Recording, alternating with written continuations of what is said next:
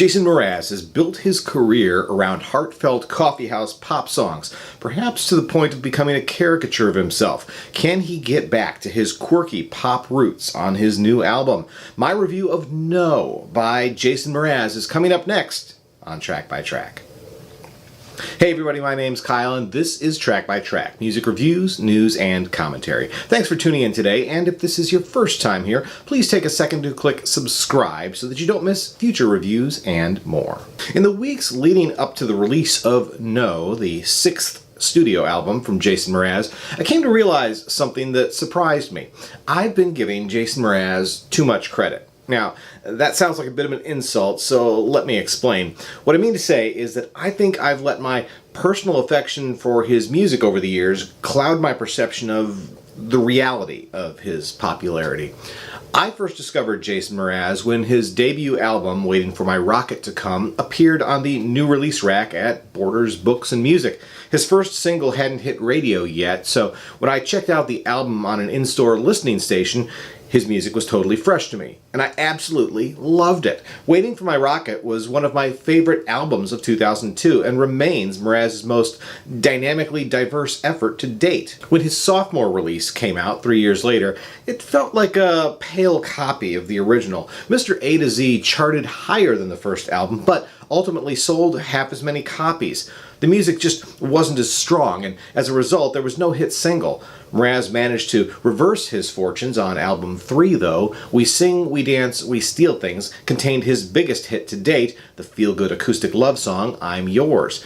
I thought the album as a whole was pretty solid, but there was no denying the path to success that mega hit mapped out for him. Clearly, the key to listeners' hearts was to embrace the heart-on-my-sleeve troubadour persona of I'm Yours, which Mraz did to more success on album 4 with the hit single I Won't Give Up. Now, don't get me wrong, I think those are both really good songs. I also think that they've gotten a bit overplayed in recent years, with I Won't Give Up in particular becoming an unofficial theme song for tear-jerking TV shows like This Is Us. Still, it's hard to argue with Jason Mraz tilting the balance of his output to those kinds of songs. Now that being said, I found both the albums Love is a Four-Letter Word and Yes to be very underwhelming. Both releases feel like he's working earnestly to reproduce those hits at the expense of the more upbeat and witty tracks that endeared him to his early fans. Casual fans could be forgiven for not even knowing that 2014's Yes even exists, as there were no hit singles and the album ranks as Mraz's lowest selling release to date. Meanwhile, I'm Yours and I Won't Give Up continue to be staples on adult rock radio and the latest television dramedies. All of that is to say, I thought Jason Mraz was bigger than that. I mean, I have no doubt he has his die-hard fans, and I've seen him in concert a couple of times, and I can confirm that he puts on a fun, energetic live show. But I've definitely taken for granted his status as a hit music maker, because the guy really only has 2 bona fide hits. Yeah, he had some minor success with a couple of tracks from Waiting for My Rocket, but those are really more fan favorites than hits. And he had some luck with the duet Lucky, a song that's probably better known for Colby Calais' performance than for Mraz. But that's pretty much it. This was a bit of a reality check for me as I went into the new album. I realized that I'd gotten a little bored with the musical persona that Jason Mraz had developed over the last 3 albums. And based on how each release seemed to sell half as many as the one before, I had a feeling I wasn't alone. Thankfully, Mraz seems to be getting back to basics on No. He's still working with many of the same musicians that were at the core of this album's humdrum predecessor, but on this outing, he's allowed everyone to plug in again and to add a spark of well-needed energy to the proceedings. You don't get that sensation straight away on the album opener, though. Let's See What the Night Can Do could fairly easily have fit into the track list on one of the last couple albums, but it feels like it's got a bit more gloss to it than those previous songs had, especially the ones on Yes. It's welcoming enough to grab my interest, even though I'm hoping that things will build from there.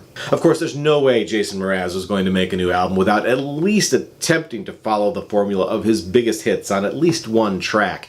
Have It All is clearly the song he was hoping would be this album's I'm Yours.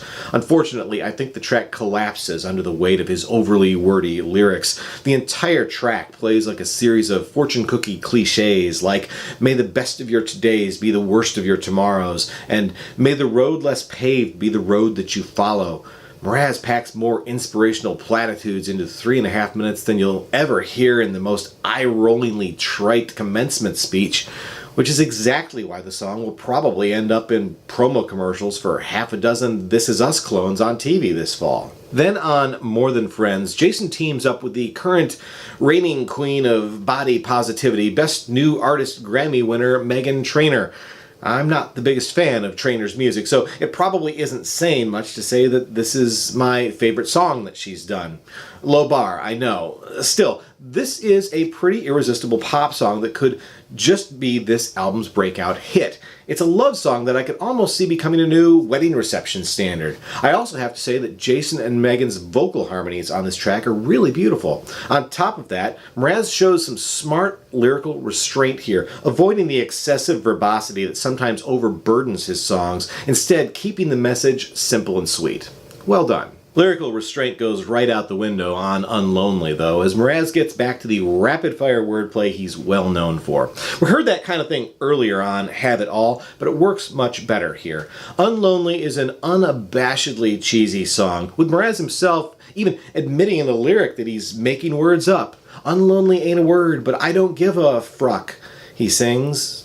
Typical Jason, right? But there's no deeper message to distract from here, and musically it's straightforward, bouncy, jangly guitar pop. So it's the playful lyricism that ultimately gives the track its character. Mraz tones things down a bit on Better With You. The song opens with a simple ukulele accompaniment, a bit of a nod to I'm Yours, perhaps. Things pick up as the guitar and drums kick in and the song develops into a toe-tapping shuffle. Like many of the tracks on this album, this is another sweetly worded love letter, earnest to a fault. It's a mode Mraz remains in on the next track called No Plans. It's a short acoustic number that will probably be where his band will take a break during the live shows. And maybe the audience too. And again, Mraz isn't exactly the deepest of lyricists, but I think a chorus like, I've got no plans except for loving you, would be a bit of an eye roll if they were delivered by any other artist.